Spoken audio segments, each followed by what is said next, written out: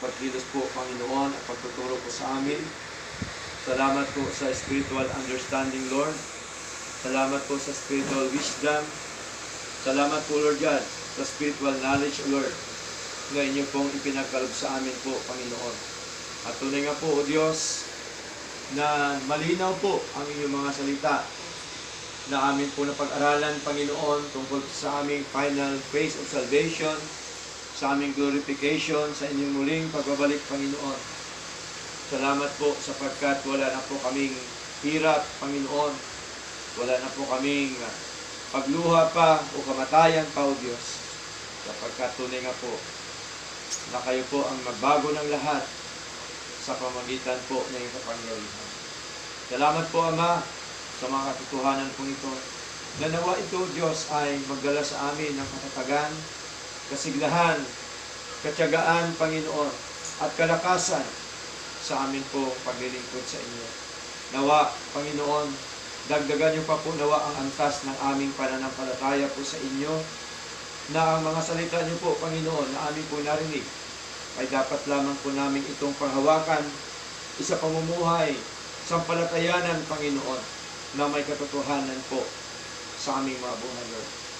At kayo po ang Diyos na hindi Diyos na nagbibiro, kundi kayo po ang Diyos na tunay at totoo na nagbigay po sa amin ng inyong po mga aral, ng inyong po mga salita, ng inyong mga kautusan na dapat po namin panghawakan, dapat po namin isa katuparan sa araw-araw po naming buhay, Lord.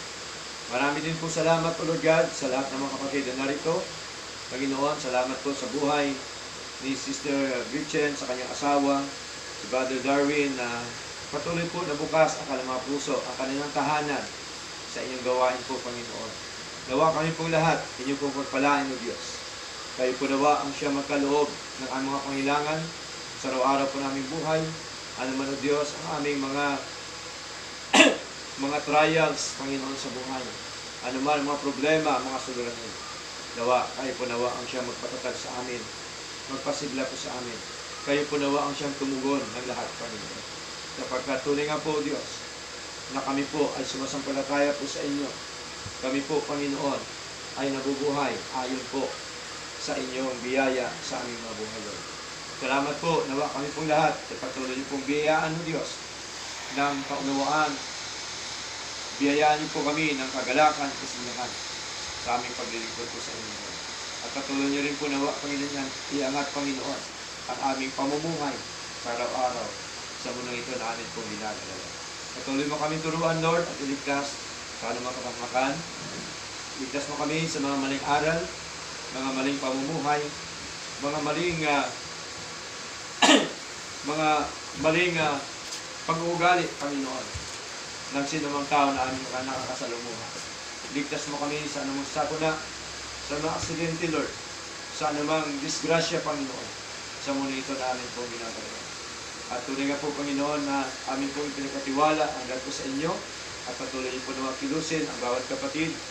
Nawa kami po lahat ay inyo pong palaguin, Panginoon, sa aming pananampalataya, at nawa kami po ay patuloy niyo po na i-convert, Panginoon, ng aming dati na paniwala na wala sa banal na kasulatan ay mapalitan nawa ng paniniwala na ayon po sa inyong salita, Lord. Ilusin niyo rin po, Panginoon, O Lord God, ang bawat isa sa amin, Lord, na kami po, O Diyos, lahat sama-sama na magpatuloy sa paglilingkod sa inyo, magpatuloy sa inyong gawain po, Diyos, at ito po ay bahagi ng aming paghahanda ng inyong muling pagbabalik. Bahagi ng aming paghahanda ng aming kamatayan dito sa lupa, Panginoon. Na kami po, O Lord God, nawa madatnan, Panginoon ninyo, madatnan ng kamatayan na nakahanda, O Diyos, at patuloy na makita niyo po na kami naglilingkod po sa inyo. Salamat po na marami sa lahat po, Diyos, at patuloy mo kaming pangunahan at ingatan, Lord God, sa lahat aspeto po ng mabuhay, sa bawat pamilya, bawat sambahayan.